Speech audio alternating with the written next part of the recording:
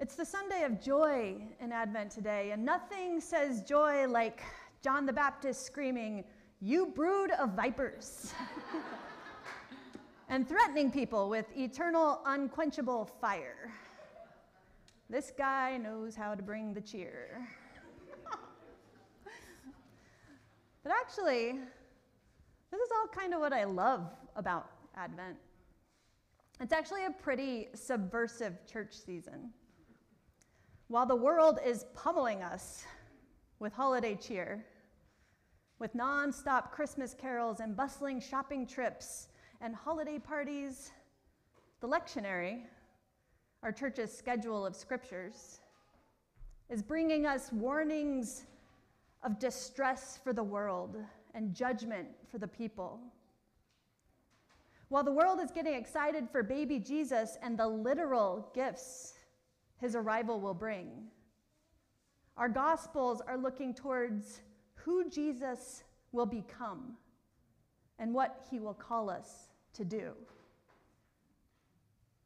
How are you living? These scriptures ask.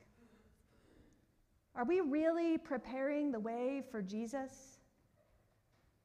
Because while part of preparing is decorating the Christmas tree and making cookies and drinking eggnog, the other part is taking a long, deep look at ourselves.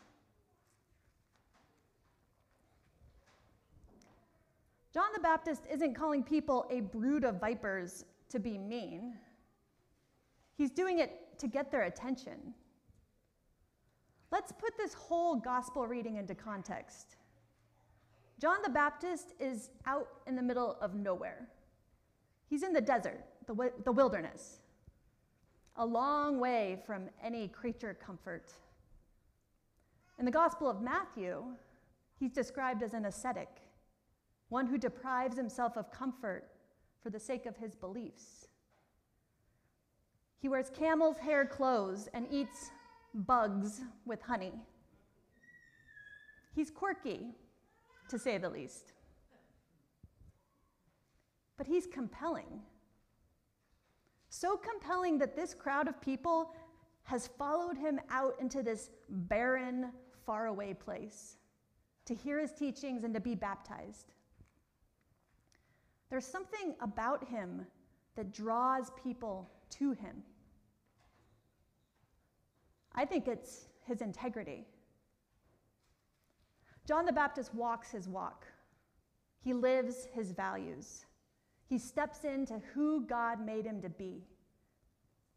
There's nothing he challenges other people to do that he's not willing to do himself to an even greater degree.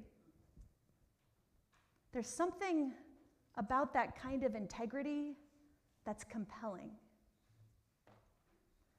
So the crowd he's admonishing as a brood of vipers is a group of people who are really ready to listen, ready to follow. And instead of congratulating them on their faith, he calls them to take their faith even further. John says to the Jews in the crowd, "Do not begin to say to yourselves, 'We have Abraham as our ancestor.' For I tell you, God is able from these stones to raise up children to Abraham." Have you ever seen one of those movies where someone is accused of bad behavior and they reply indignantly, "I am a Christian"? As if that were explanation enough to refute the accusation. Often in those movies, the person has been behaving badly. But they were so deluded by their identity as a Christian that they couldn't believe that what they were doing was wrong. That's what John is talking about here. A lot of the Jews in his time, they were behaving a lot of different ways, and not well. And they were using their identity as an ancestor of Abraham to gloss over any harmful impact their behavior might have. Nope, John says, that's not what living with integrity means. God can create new ancestors of Abraham at the snap of a finger. What makes people faithful is not who they're related to or how they describe themselves. What makes people faithful is how they live. A tax collector comes to him to ask him what he should do to live faithfully. Just stop stealing money from people, John says. Do your job. Don't hurt people. Live with integrity.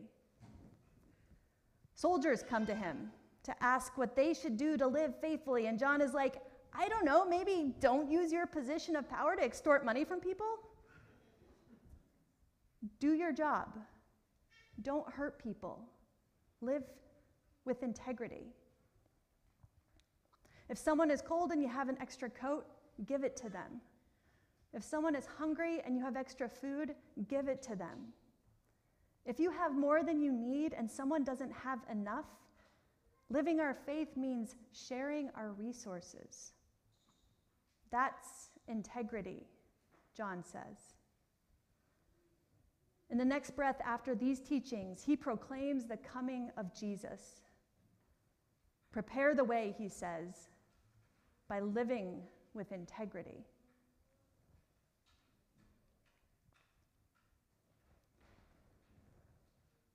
But what does any of this have to do with joy? Why is this fiery John the Baptist passage scheduled for Joy Sunday? Well, I've said this before, but joy is a much richer, more complex state of being than we give it credit for. Joy isn't about unfettered happiness or endless positivity. It's not about warm comfort. Joy is about knowing who you are in all the ways that you're different, in all the ways that you're uniquely beautiful. Joy is about knowing that God created you just as you are and trusting that it is very good. And if joy is about knowing who you are, integrity is about embodying who you are, as John the Baptist did. Even when it's challenging, even when it feels really uncomfortable. So integrity is all about joy. And living with full integrity gives us the highest joy. It's really hard to do sometimes. Anyone who's ever had to come out as gay or lesbian or trans knows that fully living into who they are might mean rejection. A homophobic, transphobic society sometimes makes it really dangerous, sometimes even impossible, for people to live safely into their integrity, to have their joy. Anyone who has stood up to a bully or a malicious boss, or anyone acting unjustly, especially when no one else is standing up, knows that living with full integrity sometimes risks comfort and security. So yeah, sometimes there's a cost to living with integrity, but I think the cost of not living with integrity is even greater. Did you know that queer and trans youth are 4 times more likely to attempt suicide than their heterosexual counterparts? That's an unbearable cost.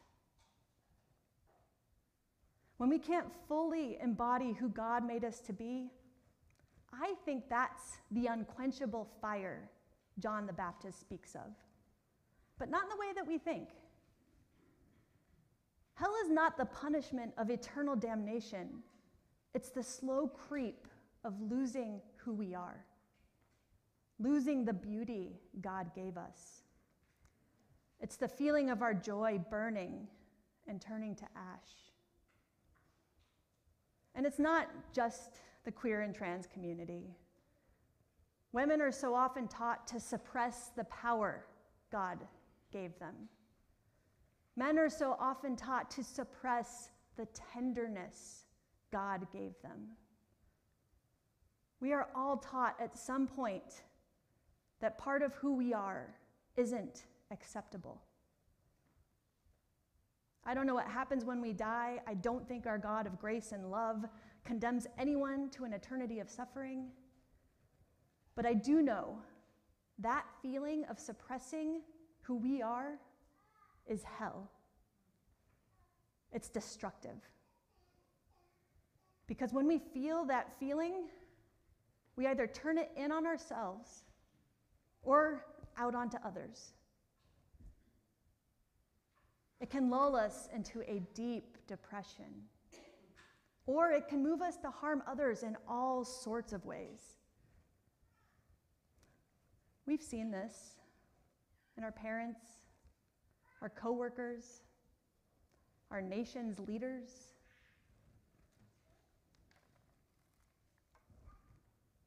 But, you know that feeling when you step into your integrity. That feeling of liberation and openness. The peace that comes when you move from that place, that God place inside you. Even when it's scary. You feel it when you step fully and bravely into who you are. Even if it's the hardest thing you've ever done, you feel the joy. Not happiness necessarily, not comfort necessarily, but joy.